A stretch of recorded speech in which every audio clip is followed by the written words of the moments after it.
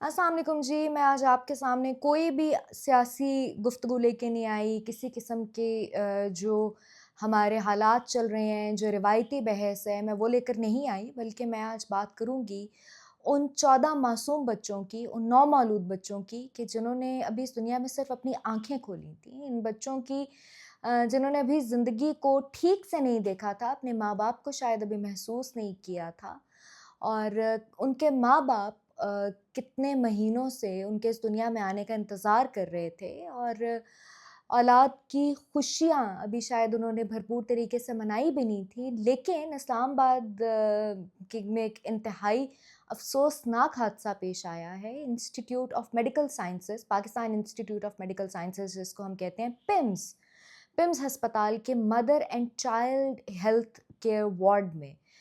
और ये ऐसा वाक़या है कि जिसके ऊपर तमाम वो लोग जिनके सीने में दिल है, वो यकीनी तौर पे बहुत ज़्यादा दुःख में हैं, उनको सदमा हुआ है। तो सोचिए कि जो माँ-बाप, इन 14 मासूम बच्चों के माँ-बाप हैं, उनके ऊपर इस वक़्त क्या गुज़र रही होगी।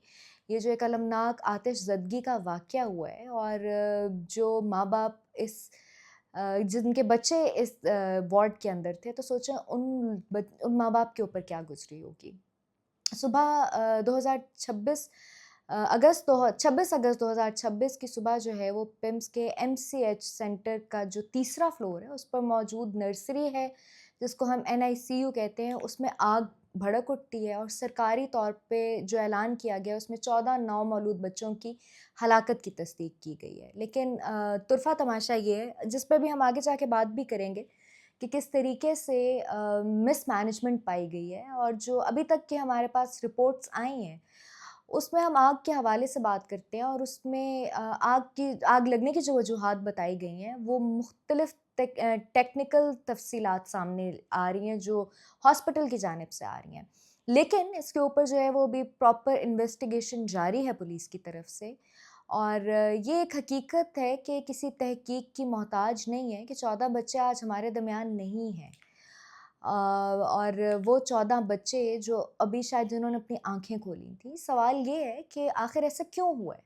इन्वेस्टिगेशन रिपोर्ट्स तो आएँगी, उसके बाद जो है वो अभी सुनने में ये भी आया है कि जो हॉस्पिटल का अमला है उसको मुअत्तल भी किया गया है। लेकिन इसकी वजह क्या है? क्यों हुआ है? क्या पाकिस्तान का जो सबसे अहम सरकारी अस्पतालों में से एक हॉस्पिटल है, पिम्स, उसमें नौमौलूद बच्चों का जो इंतहाई निगहदाश्त का वार्ड होता है, क्या वो ऐसा होना चाहिए था?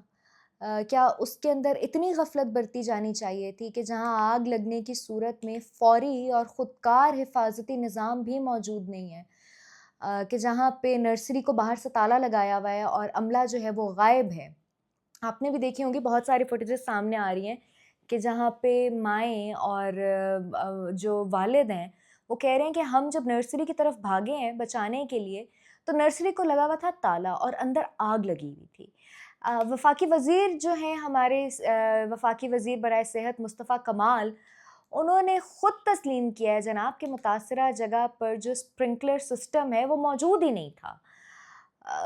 और ये एआरवाई के ऊपर प्रॉपर इनकी न्यूज़ चली है। तो सवाल ये फिर सवाल सिर्फ़ ये नहीं है कि आग कैसे लगी, असल सवाल ये भी है कि आग लगने से पहले कितने तैयार थे? आप वफ़ाकी वज़ीर हैं, सेहत के वज़ीर हैं और फायर अलार्म सिस्टम को चेक करना, सिक्योरिटी को चेक करना, उसको इंश्योर कराना, क्या ये सब कुछ आपके मैंडेट में नहीं आता? क्या ये सब कुछ आपकी ज़िम्मेदारियों में नहीं आता? आप हर अस्पताल के जो एमएस हैं, आप उनसे मिलें, आप उनसे हफ्तावार नहीं तो कम से कम महीनावार रिपोर्ट लें कि आखिर चल क्या रहा है?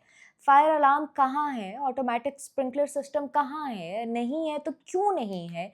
इमरजेंसी इवैक्यूएशन प्रोटोकॉल जो है वो कितना मौसर है? किसी भी जगह पे जब आग लगती है तो एक प्रॉपर इमरजेंसी इवैक्यूएशन सिस्टम होता है। क्या आपका अमला जो है उसकी इतनी ट्रेनिंग हुई है कि आग लगने की सूरत में या इस किस्म की सिचुएशन में वो इतना ट्रेंड है कि वो अपनी और अपने से इर्द-गिर्द के लोगों की जान बचाए? और एनआईसीयू इस जैसे इंतहाई हसास हिस्से का बाकायदा फायर सेफ्टी ऑडिट कब हुआ था आखिरी दफ़ा? ये भी एक बहुत बड़ा सवाल है जो कि वफ़ाकी वज़ीर से है, पिम्स अस्पताल के एमएस से है और सबसे बढ़कर कि इस पूरे निज़ाम की ज़िम्मेदारी किसकी थी? کیا ایم ایس کے اوپر عملے کے اوپر جو ہے وہ صرف اور صرف ذمہ داری ڈال دی جائے تو حکومت کدھر ہے؟ حادثات ہوتے ہیں دنیا میں، ایسا نہیں ہے کہ حادثات نہیں ہوتے، دنیا میں حادثہ کہیں کسی جگہ کسی ملک میں بھی ہو سکتا ہے، مشینیں بھی خراب ہو سکتی ہیں، شارٹ سرکٹ بھی ہو سکتا ہے، ٹیکنیکل خرابی بھی پیدا ہو سکتی ہے، لیکن حادثے اور جو انتظامی سانحہ ہے اس کے اندر ایک بڑا فرق ہوتا ہے، اور یہ فرق ہوتا ہے پریپیڈنس کا، کہ آپ کتنے پریپیئرڈ ہیں، کہ آخر کار اگر اتنا بڑا حادثہ یا اتنا بڑا سانحہ ہو رہا ہے تو اگر ایک خرابی چند لمحوں میں 14 معصوم جانیں لے جائے تو ہمیں صرف اس مشین کو نہیں دیکھنا چاہیے جس سے آگ شروع ہوئی ہے، ہمیں اس پورے نظام کو دیکھنا ہوگا کہ جو آگ کو تباہی بننے سے روکنے میں بالکل ہی ناکام رہا ہے۔ ہمیں یہ دیکھنا ہوگا کہ آخر یہ اس ملک میں چل کیا رہا ہے، وزیر صحت کہاں پہ ہیں، ان کا عملہ کہاں پہ ہے، ہاسپٹل کا ایم ایس کہاں پہ ہے، وارڈ کے انچارج کہاں پہ ہیں۔ اور یہ واقعہ ہمیں پاکستان کے دوسرے سرکاری ہسپتالوں میں پیش آنے والے جو سانحات ہیں ان کی بھی یاد دلاتا ہے کہ کہیں فائر سیفٹی ارینجمنٹس پر سوال اٹھتے ہیں، کہیں آکسیجن بیک اپ اور عملے کی دستیابی پر سوال اٹھتے ہیں، کہیں بنیادی طبی سہولیات پر سوال اٹھتے ہیں، تو ہر واقعے کے بعد تقریباً جو ہے وہ ایک ہی منظر ہوتا ہے، انکوائری کمیٹی بنا دی جاتی ہے، رپورٹ طلب کر لی جاتی ہے، ذمہ داروں کے خلاف کارروائی کا اعلان ہو جاتا ہے، کچھ دن میڈیا پر بحث ہوتی ہے اور عملے کو معطل کر دیا جاتا ہے۔ اس کے بعد کیا ہوتا ہے؟ اس کے بعد کیا ہوا آج تک؟ ہم اگلے حادثے کا انتظار کرتے ہیں، ہمیں جو ہے وہ اس کے بعد ہاتھ پہ ہاتھ رکھ کے ہم بیٹھ جاتے ہیں، ہم بھول جاتے ہیں، ہم میں سے کوئی بھی اٹھ کے اس کا فالو اپ نہیں کرتا، اور وہ جو انکوائری رپورٹس آتی ہیں وہ کہاں جاتی ہیں؟ وہ آتی بھی ہیں یا وہ نہیں آتی ہیں؟ تو اس مرتبہ بھی جو ہے وہ کچھ اسی طرح کا ہوگا۔ وزیر اعظم شہباز شریف نے تحقیقات اور جواب دہی کا جو حکم دیا ہے یہ ضروری تھا، لیکن قوم کو صرف ایک اور رپورٹ نہیں چاہیے، اس وقت قوم کو یہ جاننے کا حق ہے کہ اس رپورٹ کے بعد کیا بدلے گا، اس رپورٹ کے بعد جو ہے وہ ہمارے ہیلتھ سسٹم کے اندر کیا بہتری آئے گی، اور یہی سانحہ ہمیں ایک بہت بڑے جو قومی سوال ہے اس کی طرف بھی لے کے جاتا ہے۔ کیا پاکستان کا جو موجودہ انتظامی ڈھانچہ ہے وہ واقعی عوام تک مؤثر حکمرانی پہنچانے کے قابل ہے؟ کیا ہماری 24 کروڑ سے تجاوز کر چکی ہے جو آبادی، جو قریباً 28 کروڑ کے قریب ہے، لیکن آج بھی ہم بہت بڑے انتظامی یونٹس اور انتہائی سینٹرلائزڈ ڈیسیجن میکنگ کے ساتھ جو ہے وہ ملک چلانے کی کوشش کر رہے ہیں، تو کیا یہ ایسے ہی چلتا رہے گا؟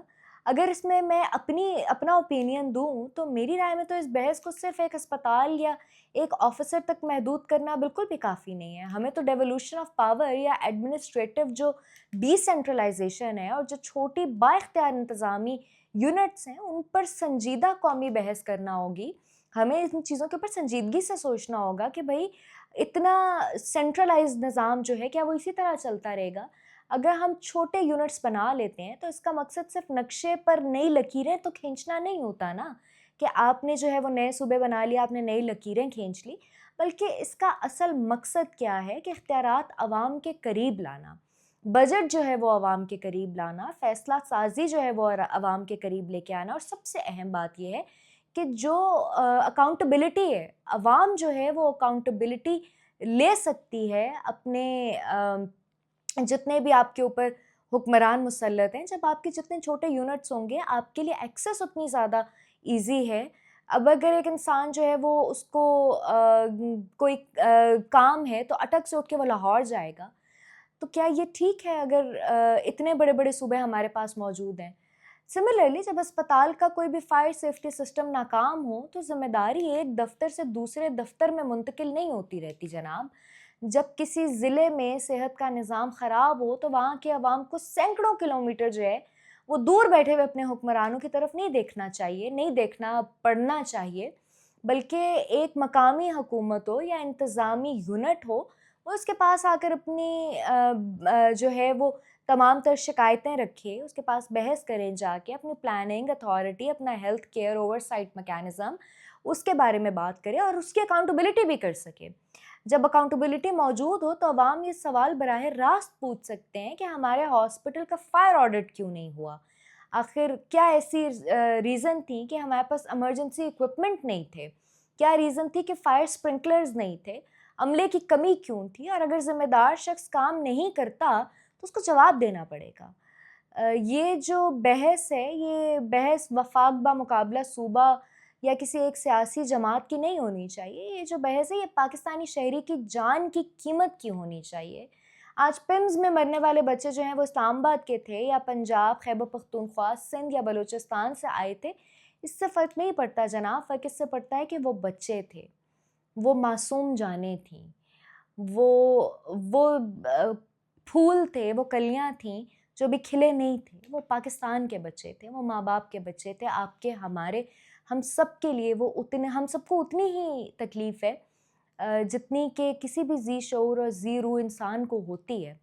اور ان بچوں کی موت جو ہے وہ ہمیں مجبور کرتی ہے کہ ہم اپنے نظام سے اب یہ سوال کریں کہ یہ حادثے آخر کب تک ہوتے رہیں گے، ان حادثوں کے بعد کب تک کمیٹیاں بنتی رہیں گی، اور کب تک ہم جو ہے وہ پریونشن کو اس انویسٹیگیشن سے زیادہ اہمیت دیں گے، اور ہم کب ہسپتالوں کے، اسکولوں کے، دوسری سرکاری عمارتوں کے جو فائر سیفٹی آڈٹس ہیں ان کو صرف کاغذی کارروائی تصور کریں گے. بلکہ اب تو وقت ہے کہ کاغذی کارروائی کے بجائے جو ہے وہ حقیقی انسانی تحفظ کا معاملہ بھی سمجھا جائے.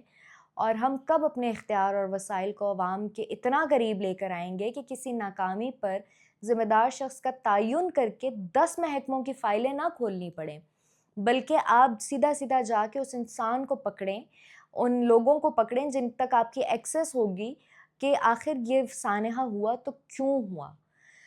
بہرحال اللہ پاک جو ہے وہ رحم کریں، کیونکہ یہ تو ایک ویک اپ کال ہے اور اس کو ایک ویک اپ کال ہونا چاہیے. ایسا لمحہ جب ریاست فیصلہ کرے کہ اب ہر سرکاری اور نجی اسپتال میں fire alarms, automatic sprinklers, emergency exits, evacuation drills اور الیکٹریکل جو سیفٹی انسپیکشنز ہیں، آکسیجن ریلیٹڈ فائر پروٹوکالز جو ہیں وہ محض ریکمنڈیشنز نہیں ہیں بلکہ لازمی اور قابل احتساب قانونی تقاضے ہیں.